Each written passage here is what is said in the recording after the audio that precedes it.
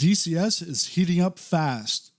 We've got the MiG-29A Fulcrum finally in the spotlight, Wags dropping big updates on the Hellcat and other modules during his appearance on the Mover Gonky Show, plus new improvements to the mission save state feature that you might have missed.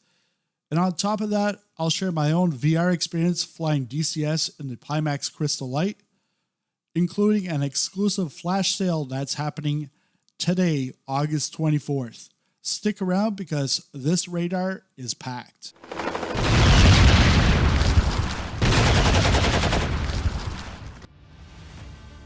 The biggest story this week is the MiG-29A Fulcrum.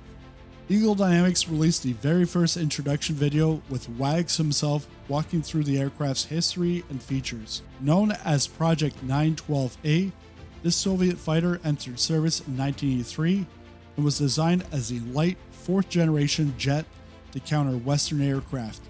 It's powered by twin RD-33 engines, capable of pulling 9G, and it thrives at high angles of attack.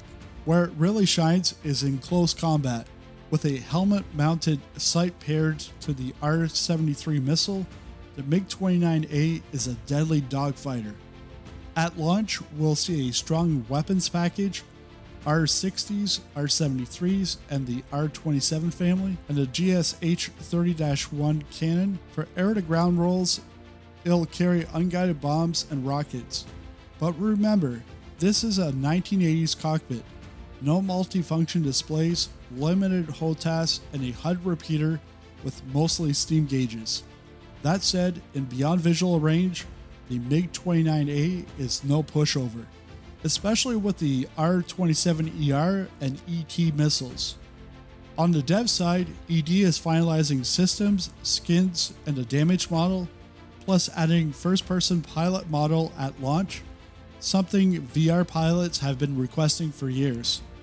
Deliveries confirmed at launch include the USSR, East Germany, Poland, Kazakhstan, North Korea, and Syria, with more to follow. So while it doesn't have the glass cockpit sophistication of later jets, the MiG-29A is shaping up to be one of the most exciting modules we'll get this year. But the MiG-29A wasn't the only news. Wags joined the Mover Gonky Show this week and dropped a ton of updates about where DCS is heading. First, he confirmed that the MiG-29A is essentially a clean sheet build, new cockpit, new avionics, new systems, only parts of the old flight model carry over. And yes, both Russian and English cockpit options will be available at launch. Beyond the Fulcrum, Wags outlined what's coming next. The F-6F Hellcat is now a top priority World War II aircraft with new ships and assets to support the Pacific Theater. Further out, the F-15C and even the F-35 are in active development. The conversation also touched on airshow physics, sonic booms, shock cones, and why some passes sound supersonic when they're not. They even broke down thrust vectoring maneuvers from flankers and how overusing them can drain energy fast. Wags compared it to how Soviet aircraft forced you to manage energy and switches across the cockpit, unlike Western jets like the Hornet or Viper that feel more HOTAS driven and ergonomic. Later in the show, Wags hinted at more helicopter development, saying a Super Cobra could be possible once the Apache, Chinook, and an unannounced helicopter are finished. So the takeaway, the MiG-29A is this year's big fighter, the Hellcat is a high priority World War II module, and there's a lot more on the horizon. Now let's shift to the latest patch.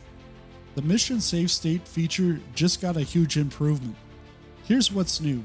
When you reload a saved mission, destroyed units will remain destroyed and show up as statics. That means the wreckage of destroyed ground vehicles, aircraft, infantry, and static buildings will stay exactly where they fell. It makes battlefields feel persistent and alive instead of resetting each time. In the mission editor, these wrecks are marked as hidden by default, so they don't clutter the map view.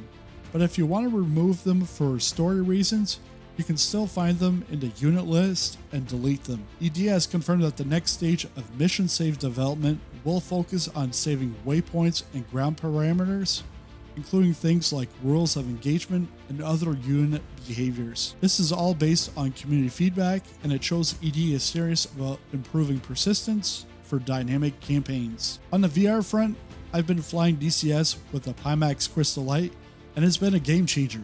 The clarity and field of view make dogfights, air-to-air refueling, and low-level flights far more immersive than traditional monitors.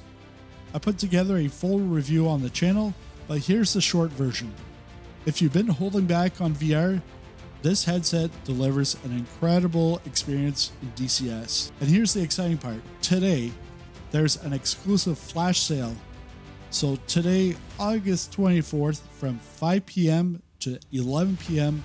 UTC, you can get up to 10% off the Pimax Crystal Light. That's more than triple the usual discount, but it's only available for 6 hours. So set a reminder and use code SizzlingPopcorn10 at checkout.